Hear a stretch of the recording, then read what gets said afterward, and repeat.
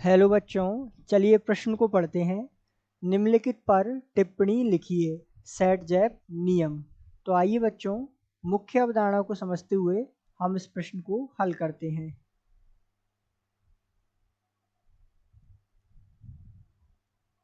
तो आइए मुख्य अवधारणा के रूप में सबसे पहले हम सेट जैप नियम को समझते हैं। ये नियम क्या है और जो है किस प्रकार कार्य करता है। तो आइए बात करते हैं हम सेट जैप नियम।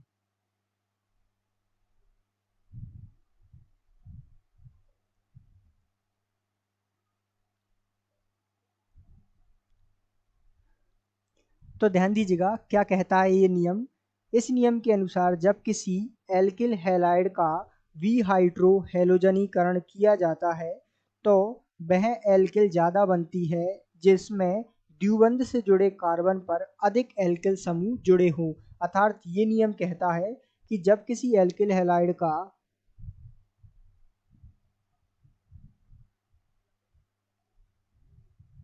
विहाइड्रो हैलोजनीकरण किया जाता है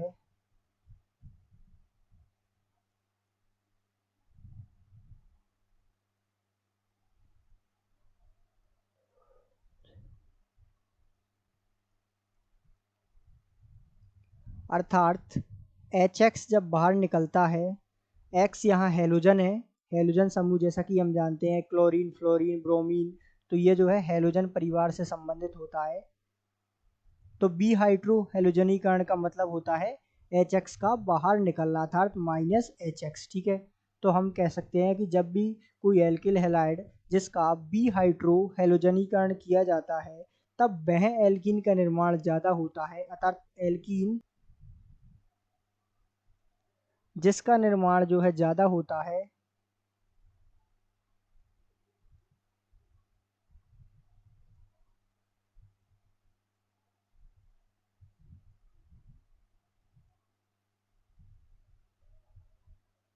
अर्थात वह एल्कीन ज़्यादा बनती है। कौन सी वाली एल्कीन? जिसमें द्विबंध से जुड़े कार्बन पर अधिक एल्किल समूह जुड़े हों। अर्थात द्विबंध से जुड़े कार्बन पर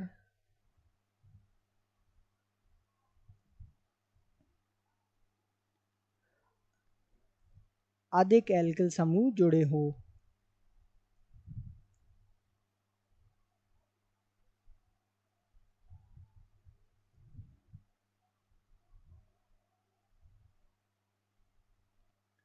तो आइए हम इस परिभाषा को सबसे पहले विस्तार से समझते हैं एक उदाहरण द्वारा। मान लीजिए CH3, CH2, CH, Cl और CH3 है।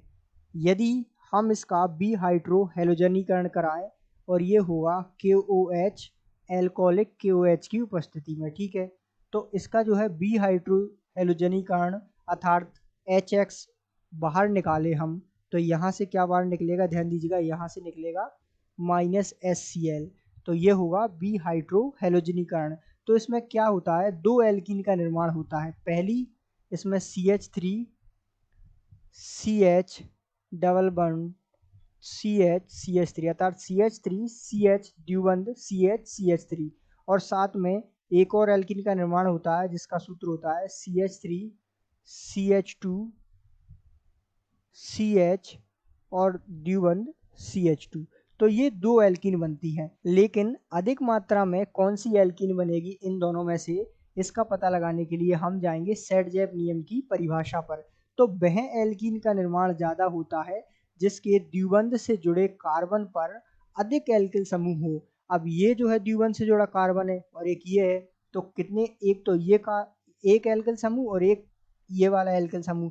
तो इसके जो है द्विबंध से जुड़े कार्बन के पास कितने एल्किल समूह है? दो। अब ध्यान दीजिएगा, एक तो ये द्विबंध से जुड़ा कार्बन और एक इसमें ये, तो इधर तो जुड़ा हुआ नहीं है, यहाँ तो कोई कार्बन नहीं जुड़ा। यदि हम बात करें यहाँ, तो यहाँ एक एल्किल समूह जुड़ा हुआ है CH3 CH2 अर्थात C2H5। तो यहाँ कितने जुड़े हुए हैं? एक। तो ध्यान दीजिएगा कौन सी एल्कीन ज्यादा बनेगी? जिसमें एल्किल समूह कार्बन पर अर्थात द्विबंध से जुड़े कार्बन पर एल्किल समूह ज्यादा हो। तो एल्किल समूह ज्यादा कौन से पे है? ये। तो ये दो हैं यहाँ पे, तो ये बनेगा 80%। और ये बनेगा मात्र 20%। तो ये सेट-जैप नियम के अनुसार हम समझ सकते हैं और ये आसानी से पता लगा सकते हैं कि कोई भी अभिक्रिया जिसमें एल्किल हैलाइड का विहाइड्रोहैलोजनीकरण हो रहा है, उसमें कौन सी एल्कीन ज़्यादा बनेगी, जिसमें द्विबंध से जुड़े कार्बन पर एल्किल समूह की संख्या अधिक हो। तो अभी हमने जो है सेट-जैप नियम समझा, इसका उदाहरण समझा और इसे विस्तार से समझा। तो आशा करते हैं आपको समझ आया होगा। धन्यवाद।